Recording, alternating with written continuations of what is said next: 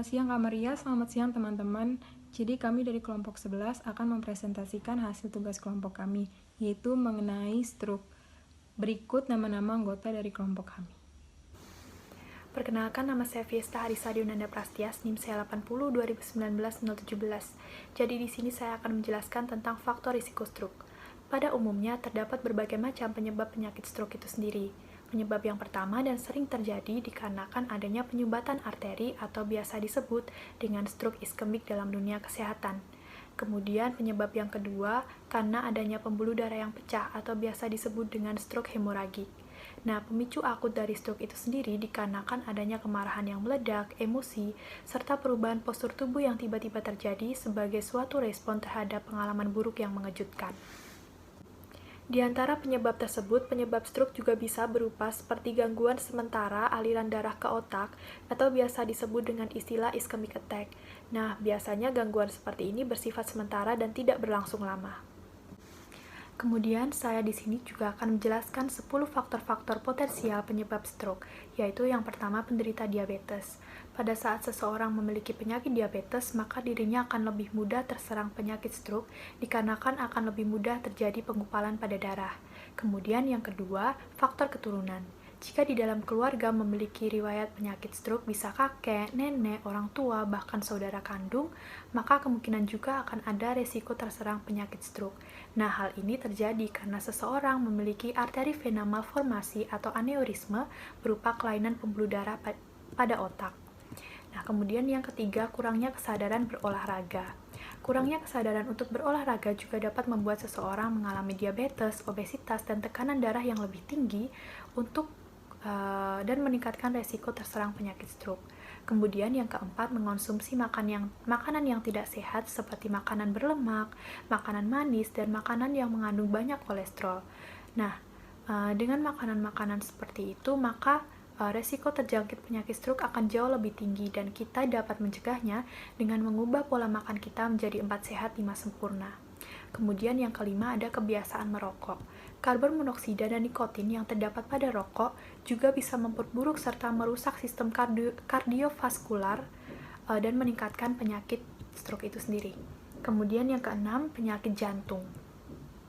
Nah, seseorang yang menderita penyakit jantung seperti gagal jantung dan jantung koroner memiliki resiko lebih tinggi terjangkit penyakit stroke dibandingkan dengan seseorang yang memiliki jantung sehat.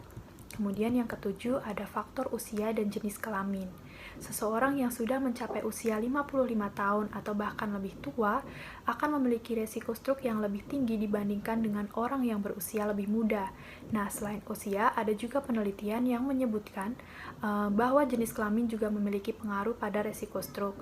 Nah, dalam penelitian tersebut menyatakan bahwa pria lebih beresiko dibandingkan dengan wanita.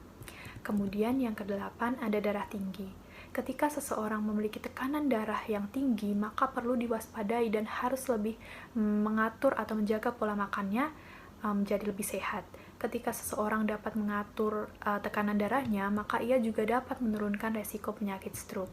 Kemudian yang kesembilan ada kolesterol tinggi. Kadar kolesterol yang tinggi dalam darah dapat memengaruhi terjadinya displedemia, yang menyebabkan lemak menumpuk di pembuluh arteri serta dapat menyempitkan pembuluh darah dan memicu datangnya penyakit stroke. Kemudian yang terakhir, ke-10 ada ras dan etnis.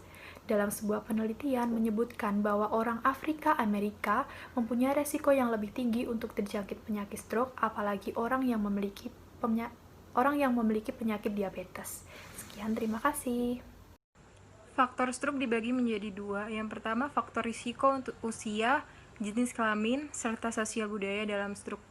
Di sini dikatakan bahwa pada usia parubaya, tingkat terkena penyakit stroke lebih rendah dan pada jenis kelamin laki-laki akan lebih rentan terkena penyakit stroke dibandingkan pada jenis kelamin perempuan. Faktor yang kedua, faktor dari gaya hidup serta risiko biologis untuk stroke. Di sini dikatakan bahwa orang yang sering mengalami stres atau depresi akan lebih rentan terkena penyakit stroke. Terus yang kedua itu ada konsekuensi stroke. Stroke ini tuh adalah gangguan suplai darah yang menyebabkan stroke itu terjadi melalui dua cara. Pada stroke ischemic, kerusakan itu terjadi ketika suplai darah di arteri sebelah berkurang atau terputus secara drastis. Mirip dengan aterosklerosis dan infrak miokard pada penyakit koroner, kecuali merusak otak daripada jantung. Aterosklerosis ini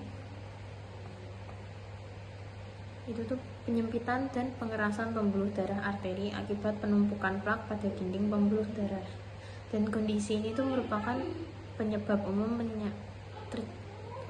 penyakit jantung koroner. Dan infrak miokard ini tuh suatu penyakitnya dari aterosklerosis ini. Dan sebaliknya, stroke ischemic ini tuh cenderung terjadi lebih lambat, dan orang tersebut tuh tidak kehilangan kesadaran jika orang yang terkena stroke ischemic ini. Dan stroke ini tuh memengaruhi semua aspek kehidupan seseorang, baik itu pribadi dan fisik. Dan stroke akibat pendarahan tuh lebih jarang terjadi, tapi lebih mungkin menyebabkan kerusakan dan kematian yang luas dibanding dengan ischemic ini. Dan insiden stroke itu sangat rendah sebelum usia paruh baya, tapi itu nggak memungkinkan kalau misalnya sebelum usia paruh baya itu pasti tidak terkena stroke gitu. Itu juga tergantung dari gimana cara kita mencegah stroke itu. Stroke itu sangat rendah sebelum usia paruh baya, tapi itu nggak memungkinkan kalau misalnya sebelum usia paruh baya itu pasti tidak terkena stroke gitu. Itu juga tergantung dari gimana cara kita mencegah stroke itu. Nah, stroke ini tuh memiliki 3 konsekuensi yang melibatkan beberapa masalah, seperti ada masalah motorik, masalah kognitif, sama masalah emosional. Dan masalah itu disebabkan oleh stroke ini. Dan masalah yang pertama kita akan bahas tentang masalah motorik. Masalah ini tuh membuat beberapa kegiatan motorik yang sering terjadi mengalami kesulitan, karena misalnya otak bagian kanan karena otak bagian kanan tuh mengontrol gerakan di bagian kiri tubuh, dan sebaliknya bagian kiri otak tuh mengontrol gerakan di bagian kanan tubuh. Dan gangguan motorik itu terjadi pada bagian yang berlawanan dengan sisi stroke. Biasanya sulit atau tidak mungkin bagi pasien untuk menggerakkan lengan pada sisi yang sakit. Oleh karena itu, dia biasanya membutuhkan bantuan untuk berjalan, berpakaian, dan makan. Dan stroke ini tuh hampir pasti mengarah pada peningkatan ketergantungan pada orang lain, setidaknya untuk sementara waktu. Dan sebagai akibatnya, keluarga dan hubungan sosial tuh mungkin akan sangat terpengaruh. Terus yang kedua adalah masalah kognitif. Dan kesulitan kognitif yang dihadapi oleh korban stroke tuh bergantung pada satu bagian otak mana yang tidak mengalami kesulitan. Dan penderita kerusakan otak kiri itu biasanya mengalami gangguan komunikasi seperti afasia. Afasia itu penyakit gangguan komunikasi yang disebabkan oleh otak. Nah, yang seperti afasia ini yang melibatkan kesulitan dalam memahami orang lain, terus mengekspresikan diri, serta masalah dengan memori jangka pendek. Terus yang ketiga itu adalah masalah emosional. Pasien dengan kerusakan otak kiri sering bereaksi terhadap gangguan mereka dengan kecemasan dan depresi. Pasien dengan kerusakan otak kanan lebih sering mungkin tampak acuh tak acuh dengan situasinya. Satu kondisi yang dikenal sebagai alexithymia. Nah, alexithymia ini itu bagi orang yang mengalami alexithymia, hal ini tuh menjadi suatu hal yang lebih sulit, karena alexithymia sendiri tuh tidak mampu untuk mengenali dan menyampaikan emosi. Jadi sering dikaitkan dengan gangguan seperti antisosial, dan kondisi ini tuh memiliki karakteristik yang berbeda. Masuk interferensi rehabilitasi. Rehabilitasi pada pasien stroke ini bertujuan untuk memperbaiki fungsi motorik, wicara kita, dan fungsi lain yang terganggu. Nah, intervensi pada pasien stroke ini biasanya menggunakan 5 pendekatan, yaitu pengobatan, psikoterapi, pelatihan terapi kognitif, terapi gerakan, dan penggunaan lingkungan. Yang pertama, pengobatan. Pengobatan ini obat antidepresan, obat antiplatelet, penyuntikan RTPA, transportasi sel induk, dan lain-lainnya. Nah, yang kedua ada psikoterapi. Nah, tadi di atas kan dibahas tentang ada masalah emosional kan pada pasien stroke. Nah, pendekatan psikoterapi ini tuh diperlukan gitu juga gitu untuk mengatasi masalah emosional seperti kecemasan dan atau depresi. Nah, yang ketiga, pelatihan perbaikan kognitif. Jadi kognitif ini kan berhubungan dengan otak. Nah, ada salah satu metode untuk mengatasi otak kanan yang rusak. Nah, tadi di atas kan jelaskan bahwa otak kanan yang rusak kan mempengaruhi bidang visual kita ya. Jadi metodenya itu melakukan penyebaran uang di depan yang orang yang otak kanannya rusak di sebelah kanan dan kirinya. Nah, kemudian orang itu akan disuruh untuk mengambil uang itu gitu. Nah, karena otak kanannya rusak itu, makanya dia cuma bisa melihat uangnya sebelah kanan dan dia mengambil. Nah, otak bagian daerah kiri itu diabaikan gitu sama dia. Nah, setelah disuruh untuk ngambil yang sebelah kiri, dia baru memalingkan wajahnya ke daerah yang kiri. Nah, baru dia juga bisa ngambil uang itu gitu.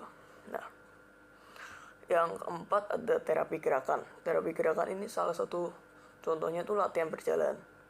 Jadi agar otot-otot yang di tubuh kita tuh dapat berfungsi kembali gitu. Terus yang terakhir ada penggunaan lingkungan. Penggunaan lingkungan yang saya tangkap di sini adalah dukungan dari keluarga, teman dan lain-lainnya agar dia tuh bisa sembuh dari stroke-nya kan. Nah, terus ada pendekatan yang baru nih. Ada tambahan pendekatan yang baru yang disebut neurorehabilitasi. Nah, neurorehabilitasi itu intinya adalah untuk memperbaiki kemampuan otak ya.